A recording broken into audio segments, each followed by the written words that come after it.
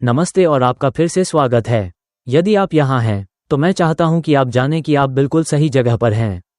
आप जहाँ भी हों, एक गर्म कंबल में लिपटे हुए, किसी शांत कमरे में लेटे हुए, या बस दिन भर की थकान को धीरे धीरे दूर जाने दे रहे हों, मुझे बहुत खुशी है कि आप यहाँ आए हैं। एक गहरी और धीमी सांस लें, फिर उसे बाहर छोड़ दें। आपको अभी कुछ भी करने की ज़रूरत नहीं है। आपको आज रात कुछ भी ठीक करने या समझने की ज़रूरत नहीं है। आपको बस सुनना है। मैं आपको एक कहानी सुनाऊंगा, एक सच्चे व्यक्ति की, मेरी अपनी। यह एक शांत कहानी है, एक शांत व्यक्ति की, उस तरह के व्यक्ति की जो चिल्लाता नहीं है या आपको असहज महसूस नहीं कराता। यह उस तरह की कहानी है जो धीरे धीरे आपकी आत्मा में उतर जाती है, जैसे शाम की आखिरी किरणें खेतों पर उतरती हैं तारों के प्रकट होने से पहले। ये कहानी नवंबर के एक ठंडे मंगलवार के दिन की है, एक भोजनालय में, जहां मैं एक ऐसे आदमी से मिला जिसे मैं नहीं जानता था, और एक ऐसा क्षण जिसने मेरे भीतर कुछ छोटा लेकिन महत्वपूर्ण बदल दिया। यह वही है जिसे मैं अब तक अपने साथ लिए हुए हूं। तो बस आराम से बैठ जाएं, अपने शरीर को पूरी तरह उस जगह पर ढीला छोड़ दें जहां आप विश्राम कर रहे हैं। अपने जबड़े को ढीला छोड़ दें, अपने हाथों को नरम होने दें। मैं बात करने का ध्यान रखूंगा और आपको बस आराम करना है और सुनना है। मेरा नाम अनाया है, अनाया शर्मा। हालांकि मेरे काम की जगह पर ज्यादातर लोग मुझे अनु कहते हैं। जब ये घटना हुई तब मैं 26 साल की थी और उस समय मैं लगभग 3 साल से राज एस फैमिली डाइनर नाम के एक स्थान पर वेट्रेस के रूप में काम कर रही थी। राज एस नीम और अशोका सड़क के कोने पर स्थित है, उत्तर प्रदेश के एक छोटे से शहर में। ऐसा शहर जो इतना बड़ा नहीं है कि जीवंत लगे, लेकिन इतना छोटा भी नहीं कि हर कोई आपका नाम जानता हो। ये दो चरम सीमाओं के बीच का एक स्थान है, सर्दियों में धूसर, गर्मियों में हरा और पूरे साल थोड़ा थका हुआ। वो भोजनालय कोई शानदार जगह नहीं थी और उसने कभी ऐसा होने का दिखावा भी नहीं किया। वहां के बूथ लाल विनाइल से ढके हुए थे, कुछ जगहों पर फटे हुए और टेप की पट्टियों से जोड़े गए, जिनका रंग मूल रंग से मेल खाने की किसी ने परवाह नहीं की। फर्श काले सफेद नकली लकड़ी से बना था, जो वर्षों के पोछे के पानी और पैरों की आहट से फीका पड़ चुका था। सामने की ओर की खिड़कियां काफी बड़ी थीं और ठंड के महीनों में आसानी से धुंधली हो जाती थीं, जिससे बाहर से केवल पीली धुंधली रोशनी और भीतर बैठे लोगों की अस्पष्ट आकृतियां ही दिखाई देती थीं। लेकिन राज एस में वो था जो कई अधिक शानदार जगहों में नहीं होता।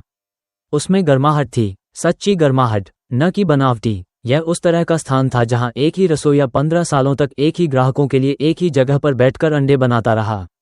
यह उस तरह की जगह की खुशबू थी जहां लोग इतने लंबे समय तक रहे हों कि वे किसी को प्रभावित करने की कोशिश ही छोड़ चुके हों।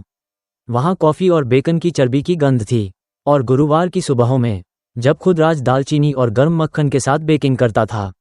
यहाँ की कॉफी कुछ खास नहीं थी, बस एक साधारण डाइनर कॉफी, वो प्रकार जो चूल्हे पर कांच के बर्तन में बहुत देर तक रखी रहती है। लेकिन लोग उसे ऐसे पीते थे जैसे वो कोई उपहार हो। वे अपने हाथों को कप के चारों ओर मोड़ते और बाहर खिड़की से मौसम को देखते रहते। मुझे वहाँ काम करना बहुत पसंद था। मैं ये बात पूरी ईमानदारी से कहना चाहता हूँ। एक व्यक्ति अपने काम के बारे में कई तरह की भावनाएं रख सकता है जो वो सिर्फ किराया चुकाने के लिए करता है। और राज एस में आने से पहले कुछ समय तक मैं एक खाली थकान महसूस करता था, उस तरह की थकान जो उस जगह पर समय बिताने से आती है जो आपकी परवाह नहीं करती। लेकिन राज एस अलग था। राज मल्होत्रा, उनका पूरा नाम राजेश था, लेकिन कोई उन्हें उस नाम से नहीं बुलाता था। वह लगभग 60 साल के एक भारतीय व्यक्ति थे जिन्होंने 22 साल पहले अपनी दिवंगत पत्नी मीरा के साथ इस भोजनालय की स्थापना की थी। वो उस जगह को वैसे चलाते थे जैसे कुछ लोग अपने परिवार को चलाते हैं, सख्ती और कोमलता के मिश्रण के साथ, बहुत स्पष्ट अपेक्षाओं के साथ, और इस लगभग जिद्दी दृढ़ता के साथ कि जो भी दरवाजे से अंदर आए उसके साथ ऐसे व्यवहार करें जैसे वो महत्वपूर्ण हो। आपको हर ग्राहक पसंद करने की जरूरत नहीं है, उन्होंने मुझसे मेरे पहले हफ्ते में कहा, जब मैं रसोई के बगल वाले छोटे स्टोरेज रूम में नैपकिन के डिब्बे भर रही थी। लेकिन आपको उनसे मिलना होगा, वास्तव में उन्हें देखना होगा, यही काम है। उस समय मैंने सिर हिलाया, मुख्यतः इसलिए क्योंकि वो मेरे वरिष्ठ थे और मैं यह नौकरी रखना चाहती थी। लेकिन समय के साथ मैं समझ गई कि उनका क्या मतलब था।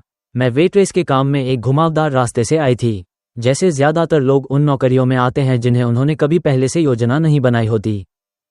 हाई स्कूल से स्नातक होने के बाद मैंने 2 साल तक कम्युनिटी कॉलेज में पढ़ाई की, एक ऐसे विषय में जो काफ़ी अस्पष्ट और उम्मीदों से भरा हुआ था, जनरल स्टडीज़, फिर कम्युनिकेशन, और उससे पहले एक सेमेस्टर के लिए ग्राफिक डिज़ाइन। मेरे पैसे खत्म हो गए और मेरा उत्साह भी। उसी समय के आसपास मैं 6 महीनों के लिए अपनी माँ के साथ रहने के लिए वापस चली गई। ये बिल्कुल बुरा नहीं था, लेकिन इसने मुझे अपनी अधूरी कमियों का भारी एहसास कराया। मेरी माँ दयालु हैं, लेकिन वो खुद भी अक्सर थकी रहती हैं। वो एक ड्राई क्लीनिंग की दुकान में काम करती हैं और जब घर लौटती हैं तो उनके शरीर से हल्की रासायनिक गंध आती है और वो मुझसे हमेशा पूछती हैं कि मेरा दिन कैसा रहा। यहाँ तक कि जब वो इतनी थकी होती हैं कि वास्तव में जवाब सुन भी नहीं पाती। मुझे राज एस में नौकरी मेरे दोस्त काव्या की वजह से मिली, जिसे मैं 5वीं कक्षा से जानती हूँ। उसने मुझसे कहा कि वहाँ भर्ती हो रही है और टिप भी काफ़ी अच्छी मिलती है। मैंने बुधवार को आवेदन किया, शुक्रवार को कॉल वापस आया और अगले सोमवार से काम शुरू कर दिया। शुरुआत में मुझे यकीन नहीं था कि मैं इस काम के लिए उपयुक्त हूँ या नहीं। मैं स्वभाव से बहुत मिलनसार नहीं हूँ। मैं उस तरह चुप रहती हूँ जैसे कुछ लोग रहते हैं। ये शर्मीलापन नहीं है, बल्कि भीतर की चुप्पी है। मैंने बहुत समय अपने ही विचारों में डूबे रहने में बिताया है। मैं बहुत सी चीज़ें नोटिस करती हूँ, लेकिन हमेशा यह नहीं जानती कि उन चीज़ों के साथ क्या करना है। लेकिन ये पता चला कि इनमें से कुछ गुण वास्तव में इस काम के लिए उपयोगी थे।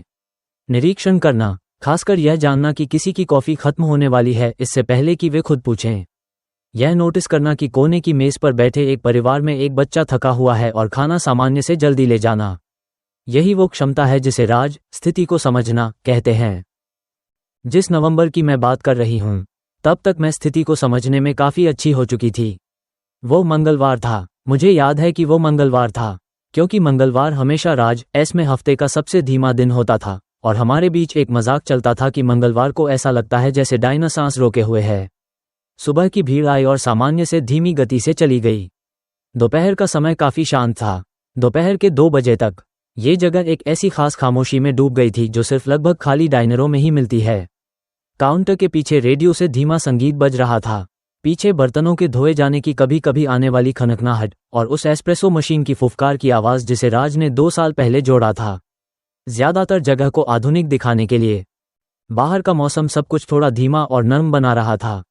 वह नवंबर था, इसलिए नीम स्ट्रीट के पेड़ों ने लगभग सारे पत्ते गिरा दिए थे। अंधेरे के बीच नंगे खड़े थे, उस आसमान के विपरीत जो सुबह से ही धूसर बना हुआ था। बारिश नहीं हो रही थी, लेकिन ऐसा लग रहा था जैसे होने वाली हो। वह नमी जो कोट के अंदर तक घुस जाती है और त्वचा पर ठहर जाती है। तापमान इतना गिर चुका था कि खिड़कियों के निचले हिस्सों पर संघनन की धुंध जमने लगी थी। उस दिन मेरी 6 घंटे की शिफ्ट थी। मैं 10 बजे पहुंची और 4 बजे तक काम करने वाली थी। और मुझे याद है कि लगभग 2:30 पर मैंने सोचा कि दिन इतना शांत है कि शायद ये बिना किसी खास घटना के ही गुजर जाएगा। मैंने नमक और काली मिर्च के डिब्बे फिर से भरे। मैंने मेज़ों को 2 बार साफ किया। मैंने रसोई में आधा ग्रिल्ड चीज़ सैंडविच खाया। स्टेनलेस स्टील की तैयारी वाली मेज़ से टिककर खड़ी रही और राकेश, जो कि रसोइया था, से बात की कि क्या दिवाली से पहले बर्फ गिरेगी या नहीं। राकेश को लगा कि हाँ गिरेगी, मुझे लगा कि नहीं। हम दोनों में से कोई भी अपने सही होने को लेकर बहुत गंभीर नहीं था। उस समय डाइनर में शायद केवल 5 लोग थे। दूसरी बूथ में बैठी 2 बुजुर्ग महिलाएं एक साथ पाई का टुकड़ा खा रही थीं और धीरे धीरे प्रिया नाम की किसी महिला के बारे में बात कर रही थीं। काउंटर के अंत में एक आदमी बेसबॉल कैप पहने कॉफी का कप पकड़े बैठा था। खिड़की के पास एक युवा जोड़ा बैठा था, जो आपस में बात नहीं कर रहा था लेकिन उदास भी नहीं लग रहा था। बस उस तरह सहज था जैसे वे लोग जो काफ़ी समय से साथ हैं और हर खामोशी को शब्दों से भरने की ज़रूरत नहीं महसूस करते। फिर दरवाज़ा खुला। मैंने कुछ देखने से पहले उसकी आवाज़ सुनी। डाइनर के दरवाजे की वह खास आवाज़, एक छोटी घंटी जो हर बार खुलने पर बजती थी, और वह लंबी चरमराहट जिसे राज कम से कम 1 साल से ठीक करने का सोच रहा था। मैं काउंटर के पीछे खड़ी थी। नैपकिन डिस्पेंसर में टिश्यू भर रही थी और मैं अपने आप उस दिशा में देखने लगी। ऐसा तब होता है जब आप मेहमानों का स्वागत करने का काम इतनी देर तक करते हैं कि आपका शरीर दरवाजे की आवाज़ पर प्रतिक्रिया देने लगता है, इससे पहले कि आपका दिमाग प्रतिक्रिया दे। जो आदमी अंदर आया वो बूढ़ा लग रहा था, या यूं कहूं कि सच में बूढ़ा था। मैं ऐसा इसलिए कहती हूं क्योंकि बाद में मैंने सोचा कि कुछ कठिन जीवनशैलियां किसी व्यक्ति के चेहरे को उसकी असली उम्र से ज़्यादा बूढ़ा दिखा सकती हैं। वो शायद 60 साल का हो सकता था, या शायद 50। सच कहूं तो सही अंदाज़ा लगाना मुश्किल था। उसकी सफ़ेद दाढ़ी थी जो न तो सजी संवरी थी और न ही बहुत घनी, बस एक ऐसी दाढ़ी जैसे किसी आदमी को अपनी दाढ़ी की परवाह ही न हो। उसका कोट गहरे धूसर रंग का था, उन मोटे कैनवास वाले कोटों में से एक जिसने अपना आकार बहुत पहले खो दिया था। वो उस तरह का कपड़ा था जिसे तब तक पहना जाता है जब तक वह ये भूल न जाए कि वह कभी नया था। उसने उंगलियों के सिरे से कटे हुए दस्ताने पहने थे और जो हाथ बाहर दिखाई दे रहे थे वे ठंड से लाल और फटे हुए थे। वह धीरे धीरे अंदर आया, हिचकिचाते हुए नहीं, बल्कि सावधानी से, जैसे कोई व्यक्ति चलता है जब उसे पूरी तरह यकीन नहीं होता कि उसका स्वागत होगा या नहीं। वो दरवाजे के ठीक अंदर एक पल के लिए खड़ा रहा, अपनी आंखों को रोशनी के अनुकूल होने देता हुआ और कमरे की गर्माहट को अपने ऊपर उतरने देता हुआ। काउंटर के पीछे से भी मैं देख सकती थी कि उसके कंधे हल्के से ढीले पड़ गए जब गर्म हवा उस पर पड़ी। यह उस शरीर की खास तरह की ढील थी जो लंबे समय तक ठंड से जूझता रहा हो। उसने डाइनर के चारों ओर देखा और जब उसकी नज़र मुझ पर पड़ी तो मैंने उसे हमेशा की तरह सिर हिलाकर अभिवादन किया, एक छोटा सा स्वाभाविक इशारा जो ये बताता है कि मैं तुम्हें देख रही हूँ। अंदर आओ, तुम्हारा यहाँ स्वागत है। वह पीछे की ओर एक मेज की तरफ गया, बिल्कुल आखिरी मेज नहीं, लेकिन इतनी दूर कि दूसरे ग्राहकों को असुविधा न हो। वह बैठ गया और उसने अपना चेहरा दीवार की ओर कर लिया, खिड़की की तरफ नहीं। यह मैंने नोटिस किया लेकिन उस पर ज्यादा ध्यान नहीं दिया। कुछ लोग बाहर देखना पसंद नहीं करते। मैंने उसे थोड़ा समय दिया ताकि वो सहज हो सके। फिर मैंने मेन्यू और एक गिलास पानी लिया और उसके पास गई। नमस्ते, मैंने कहा, आज आप कैसे हैं? मैं हमेशा यह अपनी दिनचर्या के हिस्से के रूप में कहती हूँ, लेकिन जब मैंने उसे उस मेज पर देखा तो मैंने सच में पूछा और उसके जवाब का इंतजार किया, बजाय इसके कि सीधे स्पेशल्स पर चली जाऊं। उसने मेरी ओर देखा। उसकी आंखें गहरे भूरे रंग की थीं, ऐसी जो बहुत गहरी और बहुत शांत लगती हैं, ऐसी आंखें जो ज्यादा कुछ प्रकट नहीं करती। उसने कहा, मौसम थोड़ा गर्म हो रहा है। उसकी आवाज़ धीमी और थोड़ी भारी थी, जैसे ठंड ने उसे खुरदुरा बना दिया हो। अच्छा, मैंने कहा, यह अच्छी बात है। क्या मैं एक कप कॉफ़ी से शुरू कर सकता हूँ? वो मेन्यू की ओर देख रहे थे, फिर उन्होंने मेरी ओर दोबारा देखा और उनके चेहरे पर कुछ क्षण भर के लिए कुछ सा गुजरा। मैंने महसूस किया कि वो कुछ था, भले ही उस समय मैं उसका नाम नहीं रख पाए। वो उस तरह का भाव था जैसे कोई गणना कर रहा हो, लेकिन संख्याओं से नहीं, बल्कि संकोच से। बस थोड़ा पानी ही ठीक है, उन्होंने कहा। धन्यवाद। मैंने गिलास उनके सामने रख दिया। आराम से मेन्यू देखिए, मैंने कहा, आज कोई जल्दी नहीं है। मैं काउंटर के पीछे वापस चली गई और कोशिश की कि उन्हें न देखूं। मैं इसमें थोड़ी असफल रही, किसी असभ्य तरीके से नहीं, घूरने की तरह नहीं, बल्कि उस तरह से जिसमें आप किसी की मौजूदगी को महसूस करते हैं। आप किसी को देखते रहते हैं जब आपके भीतर कुछ चुपचाप उनके प्रति सतर्क हो जाता है।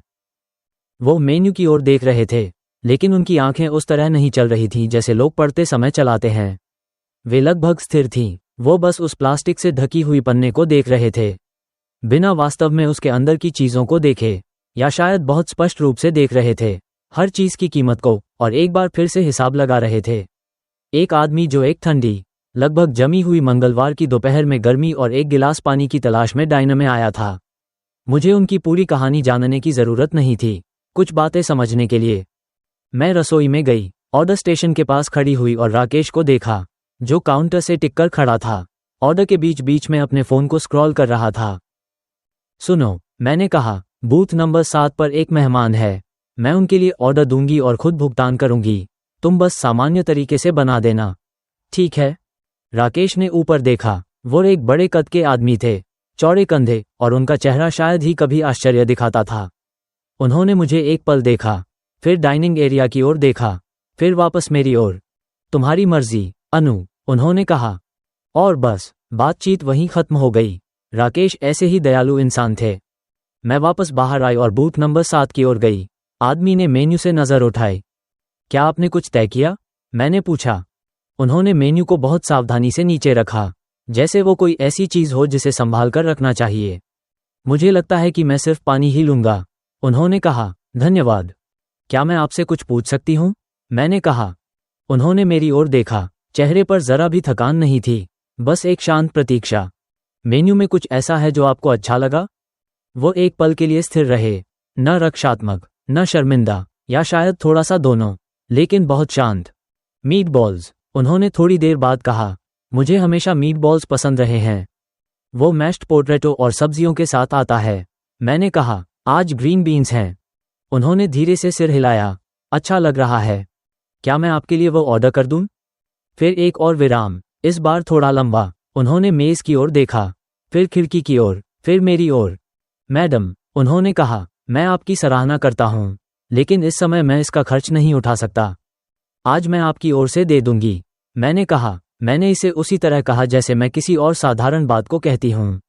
न बहुत सजावटी, न दया से भरा, बस सीधा और सादा। हम कभी कभी ऐसे करते थे, खासकर शांत दोपहरों में।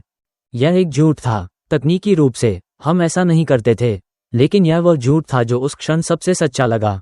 यह उस तरह का झूठ था जो किसी इंसान के भीतर की किसी नाजुक चीज की रक्षा करता है। उन्होंने मुझे काफी देर तक देखा। उनकी गहरी भूरी आंखें स्थिर और शांत थीं। फिर उन्होंने कहा, धन्यवाद, और उनकी आवाज पहले से थोड़ी ज्यादा भारी थी। फिर उन्होंने नीचे मेज की ओर देखा। मैं इसे तैयार करवाती हूँ, मैंने कहा, और मैं रसोई में लौट आई।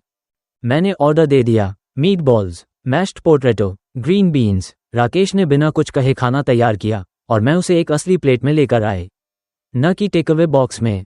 साथ में एक साफ तह किया हुआ कपड़े का नैपकिन और एक छोटी कटोरी सॉस की, जिसे राकेश ने बिना कहे जोड़ दिया था।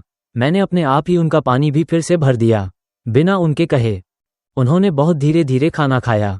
मैंने उस तरह ध्यान दिया जैसे कोई धीरे धीरे स्वाद लेता है। उन्होंने कांटे को उस तरह पकड़ा जैसे कोई इंसान पकड़ता है जिसने पहले कभी भरपेट खाना खाया हो। वो उस तरह की मेज थी जहां ये बात सच में मायने रखती है। यह मेरे भीतर कहीं बहुत छोटे, बहुत शांत हिस्से को छू गया, लेकिन एक कोमल, नर्म तरीके से। मैं अपना काम करती रही, खिड़की के पास बैठे जोड़े का ध्यान रखा, काउंटर पर बैठे आदमी की कॉफी भरती रही, उन दो बुजुर्ग महिलाओं की मेज साफ की जब वे चली गईं, और उनके छोड़े हुए $4 के छुट्टे पैसे अपनी जेब में रखे। एक बार जब मैं उनकी मेज के पास से गुजरी तो मैंने पूछा कि खाना कैसा है। उन्होंने ऊपर देखा और कहा, बहुत बढ़िया, सच में बहुत बढ़िया। और जिस तरह उन्होंने बहुत बढ़िया कहा, जैसे वो सच में उसे महसूस कर रहे हों, वो खाने से भी कहीं गहरे उतर गया। मैंने सिर हिलाया और कहा कि मुझे खुशी है, फिर आगे बढ़ गई। वो लगभग 45 मिनट तक वहीं रहे। जब प्लेट पूरी तरह साफ हो गई, एक भी सॉस की बूंद नहीं बची, तो वो कुछ देर और बैठे रहे, पानी का गिलास पकड़े और खिड़की के बाहर उस धूसर दोपहर को देखते रहे। जिस तरह वो वहां बैठे थे, उसमें एक अजीब सी शांति थी, जैसे वो किसी चीज का इंतजार नहीं कर रहे थे, बस थोड़ी देर के लिए एक गर्म जगह में मौजूद रहने को ही पर्याप्त मान रहे हों। आखिरकार जब वो मेज से उठे तो उन्होंने धीरे धीरे अपने आप को संभाला, जैसे शरीर में जमी हुई ठंड फिर से लौट रही हो जब उन्हें एहसास हुआ कि उन्हें फिर बाहर जाना होगा। उन्होंने अपना कोट पहना, बिना उंगलियों वाले दस्ताने लगाए, और एक पल के लिए वहीं खड़े रहे। उन्होंने चारों ओर देखा जब तक कि उनकी नज़र मुझ पर नहीं ठहरी, और जब ठहरी तो उन्होंने मुझे सिर हिलाकर अभिवादन किया। बस एक सिर हिलाना, लेकिन वो पूरा था, उस तरह का जिसमें सिर्फ इशारा नहीं बल्कि कुछ और भी शामिल होता है। मैंने भी सिर हिलाकर जवाब दिया। वो दरवाजे की ओर चले। छोटी घंटी बजी जब उन्होंने दरवाज़ा खोला और वह परिचित चरमराहट भी गूंजी, और फिर वो गायब हो गए, वापस उस धूसर हवा और ठंड में जो सब कुछ ढक लेती है। मैं काउंटर के पास कुछ देर खड़ी रही, बस दरवाजे को देखती हुई। फिर मैं रसोई में गई और राकेश से मीट बॉल्स का बिल बनाने को कहा, और मैंने उस दिन की अपनी पूरी कमाई से उसका भुगतान किया, $11.50।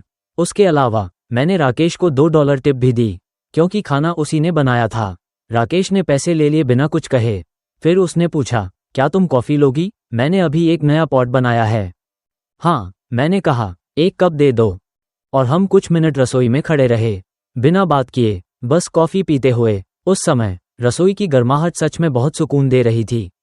उस दिन मैंने किसी को भी इसके बारे में नहीं बताया, न काव्या को, न अपनी माँ को, और न ही उस दंपति को जिनसे मैं अपने अपार्टमेंट बिल्डिंग के गलियारे के अंत में काफ़ी घुली मिली थी। मुझे नहीं लगा कि यह कोई ऐसी कहानी है जिसे सुनाया जाना चाहिए। यह ऐसा लगा जैसे वह एक क्षण था जो घटा और अपने आप पूरा हो गया, जैसे कुछ और क्षण होते हैं, पूर्ण और शांत। मैं अपनी शिफ्ट के बाद घर चली। रेडियो की आवाज़ धीमी थी। मेरी पुरानी सिविक कार का हीटर मेरे चेहरे पर गर्म हवा फेंक रहा था। सड़कें अब गीली हो चुकी थीं।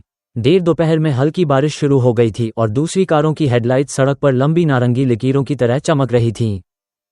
मुझे याद है कि मैं उस ग्रे कोट वाले आदमी के बारे में सोच रही थी और यह सोच रही थी कि वह डाइनर से निकलने के बाद कहाँ गया होगा। क्या उसके पास बारिश से बचने की कोई जगह थी? क्या कोई उसका नाम जानता था? मैं उसका नाम नहीं जानती थी। मैंने कभी पूछा नहीं और उसने कभी बताया नहीं। और किसी तरह यह सही लगा। हर मुलाकात को उसकी सीमा से बड़ा बनाने की ज़रूरत नहीं होती।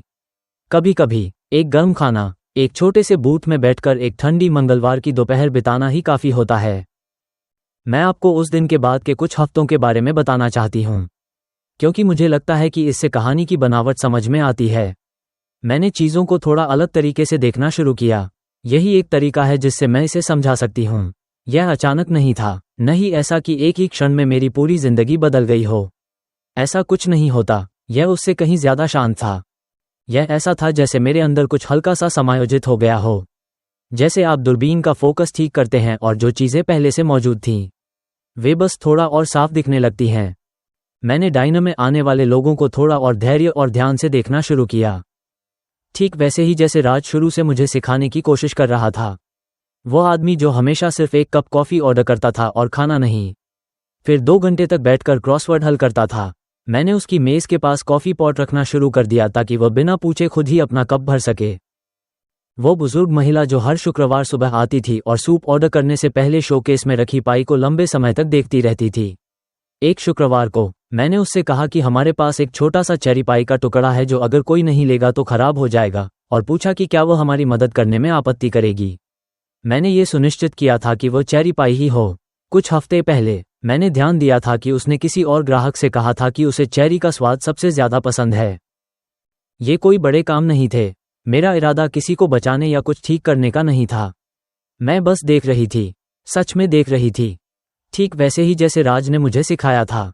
और यह पता चला कि देखना भी एक तरह की क्रिया है, भले ही उससे कोई ठोस परिणाम न निकले। उस मंगलवार के लगभग 6 हफ्ते बाद कुछ अप्रत्याशित हुआ। मैं वीकेंड शिफ्ट में काम कर रही थी।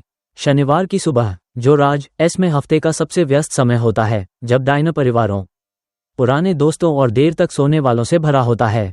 हवा में गर्माहट थी, पैनकेक और मेपल सिरप की खुशबू तैर रही थी और रेडियो हल्के फुल्के सर्दियों के गीत बजा रहा था, क्योंकि तब दिसंबर था, छुट्टियों का मौसम पास आ रहा था।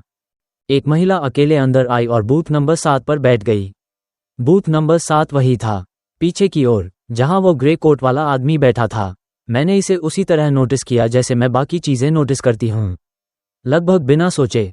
वो शायद लगभग 70 साल की थी, व्यवहारिक तरीके से सलीकेदार कपड़े पहने हुए, एक अच्छा सर्दियों का कोट और आरामदायक जूते। उसके चांदी जैसे बाल छोटे और साफ सुथरे कटे हुए थे। उसका चेहरा ऐसा लग रहा था जैसे उसने बहुत कुछ देखा हो और वो उससे शांति में हो।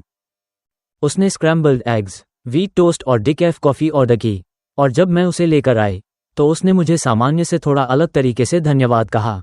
उसने मेरी ओर देखते हुए कहा, सच में देखा। जब मैं बाद में उसकी प्लेटें साफ करने आई तो उसने मुझे रोक लिया। मुझे उम्मीद है कि आपको ये पूछने में आपत्ति नहीं होगी, उसने कहा, क्या आप यहाँ ज्यादातर दिनों में काम करती हैं? मैं ज्यादातर दिन काम करती हूँ, मैंने कहा, मंगलवार से रविवार तक। उसने सिर हिलाया, अपने कॉफी कप की ओर देखते हुए।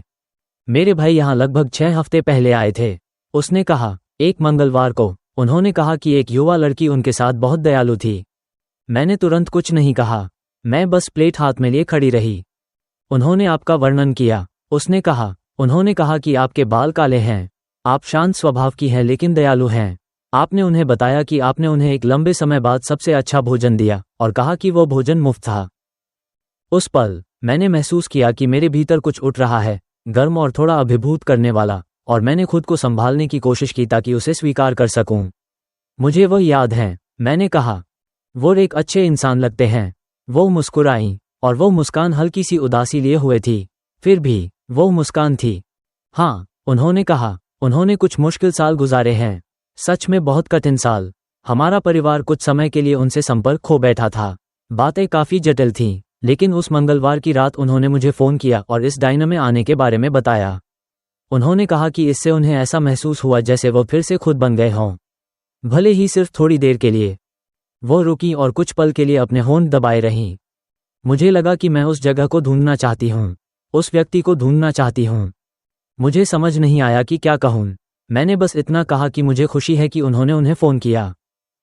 मुझे भी, उन्होंने कहा, और कुछ देर बाद उन्होंने जोड़ा, उनका नाम जेरल्ड है। जेरल्ड। मैंने उन्हें उस बूथ में बैठे हुए कल्पना किया, उनकी गहरी शांत आंखें, उनका सावधानी से खाना खाना और उनके बिना उंगलियों वाले दस्ताने।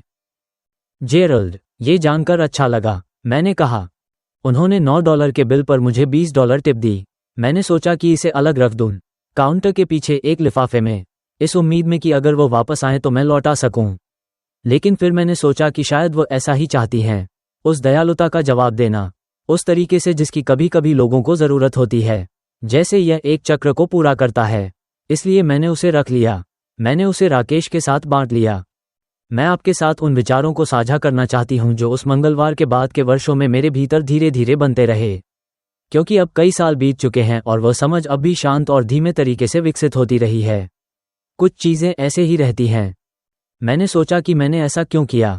मैं वापस गई और उसे समझने की कोशिश की, और मुझे लगता है कि मैंने जो समझा वो ये है। मैंने बस उन्हें देखा। मैंने उन्हें उसी तरह देखा जैसे राज हमेशा मुझे लोगों को देखने के लिए सिखाते थे। सिर्फ उनका बाहरी रूप नहीं, सिर्फ उनका कोट नहीं, सिर्फ उनके दस्ताने और मेन्यू को देखते समय की खाली नज़र नहीं। सिर्फ इतना नहीं, मैंने एक ऐसे इंसान को देखा जो ठंडा था और भूखा था, और उस खास तरह की चुप शर्मिंदगी से जूझ रहा था जो तब आती है जब आप ठंडे और भूखे होते हैं, एक ऐसी जगह में जहां बाकी लोग गर्म और तृप्त होते हैं। मैंने उन्हें उस स्थिति को शांति और गरिमा के साथ संभालते हुए देखा, और वह उसी शांति और गरिमा के साथ जवाब पाने के योग्य थे, और मैं कुछ कर सकती थी। यही महत्वपूर्ण हिस्सा है, मैं सच में कुछ कर सकती थी। कुछ बड़ा नहीं, बस $11.50, एक प्लेट, थोड़ा सा सॉस और एक कपड़े का नैपकिन। ये बस एक छोटी सी बात थी, लेकिन छोटी छोटी बातें ही वह होती हैं जिन्हें हम में से ज़्यादातर लोग अधिकतर समय वास्तव में दे सकते हैं।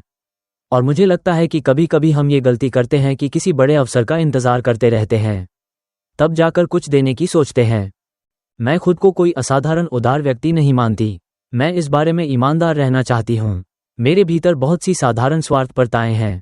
कई दिन ऐसे होते हैं जब मैं उन चीज़ों के पास से गुजर जाती हूँ जिनमें मैं मदद कर सकती थी, लेकिन नहीं करती। कई बार मैं इतनी थकी होती हूँ या अपनी ही चिंताओं में इतनी डूबी होती हूँ कि सामने जो है उसे देखने के लिए सिर उठाने की भी ताकत नहीं होती।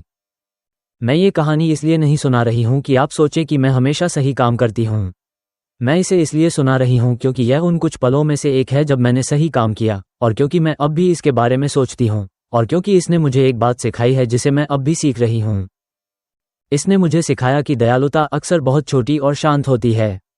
वो अपने आने की घोषणा नहीं करती, उसे इसकी ज़रूरत भी नहीं होती। वो बस एक पल के लिए आती है, जैसे कोई हीटर चालू करे और ठंडे कमरे में धीरे धीरे गर्माहट फैलने लगे। न कोई नाटकीयता, न कोई शोर, बस एक धीमा और स्थिर बदलाव। और कभी कभी, बस कभी कभी, वो छोटी और शांत चीज़ ऐसे फैल जाती है जिनका आप अंदाज़ा भी नहीं लगा सकते। एक आदमी एक भोजन करता है।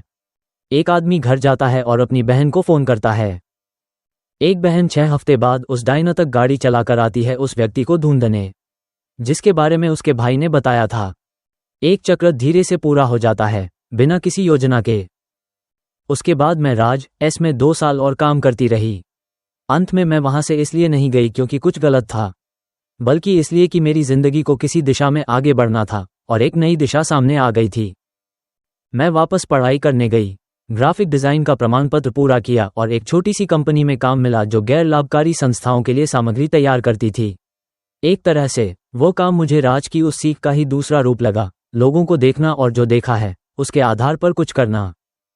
लेकिन राज एस वो जगह है जिसके बारे में मैं हर बार सोचती हूँ जब मुझे कुछ सीखना होता है।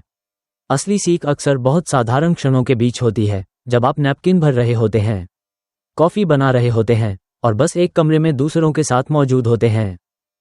जेरल्ड की बहन का नाम मार्गरेट था। यह मुझे उस छोटे से नोट से पता चला जो उन्होंने मेरे लिए छोड़ा था। अगले हफ्ते राज ने मुझे स्टोर रूम में एक क्रिसमस कार्ड दिया, वही जगह जहां उन्होंने पहली बार मुझे सच में लोगों को देखने के बारे में बताया था। कार्ड पर एक सर्दियों का दृश्य बना था, नंगे पेड़ और बर्फ से ढकी जमीन, और अंदर मार्गरेट ने बस इतना लिखा था कि जेरल्ड अब बेहतर हैं, वो अब अपने परिवार के साथ हैं, भोजन के लिए और उनके साथ समय बिताने के लिए धन्यवाद। मैंने वो कार्ड अपने लॉकर के अंदर चिपका दिया। वो वहां तब तक रहा जब तक मैं वहां से चली नहीं गई। और अब हम, आप और मैं, इस कहानी के उस शांत अंत पर खड़े हैं। मुझे उम्मीद है कि यह आपको सबसे कोमल तरीके से छुए, बिना कुछ विचलित किए, बिना आपको यह महसूस कराए कि आपको कुछ ठीक करना है या बदलना है। आज रात उन चीज़ों के लिए नहीं है, आज रात विश्राम के लिए है। अगर एक बात है जो मैं आपको छोड़कर जाना चाहती हूँ, उससे पहले कि आप नींद में उतरें, तो वो ये है, ज़्यादातर समय दयालुता बहुत कुछ नहीं मांगती। उसे बस इतना चाहिए कि आप ऊपर देखें, किसी को देखें और उन्हें यह महसूस कराएं कि वे वास्तविक हैं, कि उनकी मौजूदगी अनदेखी नहीं है। हो सकता है आज आपने भी ऐसा कुछ किया हो, बिना जाने। एक दरवाज़ा खुला रखना, काउंटर के पीछे खड़े किसी के लिए एक मुस्कान, किसी धीमे अजनबी के लिए थोड़ी सी धैर्य। ये चीज़ें मायने रखती हैं। ये उतनी ही मायने रखती हैं जितनी ठंडे दिन में गर्माहट। इसलिए नहीं कि ये हर समस्या हल कर देती हैं, बल्कि इसलिए कि ये तापमान बदल देती हैं। ये सांस लेना थोड़ा आसान बना देती हैं। जेरल्ड अब बेहतर हैं, वो अपने परिवार के साथ हैं, और मैंने एक शांत मंगलवार की दोपहर $11.50 खर्च किए। मैं इसकी योजना नहीं बना सकती थी। बस इतना ही, पूरी कहानी यही है, और यही सच है। अब सब कुछ धीरे धीरे शांत होने दें। एक ऐसी जगह खोजें जहां अच्छी चीजें आराम करती हैं। नीम स्ट्रीट का वो धूसर आसमान धीरे धीरे मिटने दें। कॉफी और गर्म भोजन की खुशबू को हल्का पड़ने दें, और उस डाइनर के दरवाजे की छोटी सी घंटी को एक बार और बजने दें। फिर शांत हो जाने दें। आप गर्म हैं, आप सुरक्षित हैं। दिन समाप्त हो चुका है, और आप उसे धीरे धीरे रख सकते हैं। और अब आराम करें। शुभ रात्रि, अच्छी नींद लें। और कल, अगर आप ऊपर देखें और किसी को देख सकें, तो वह, चाहे कितना ही छोटा और साधारण क्यों ना हो, इस दुनिया की सबसे महत्वपूर्ण चीज़ों में से एक है।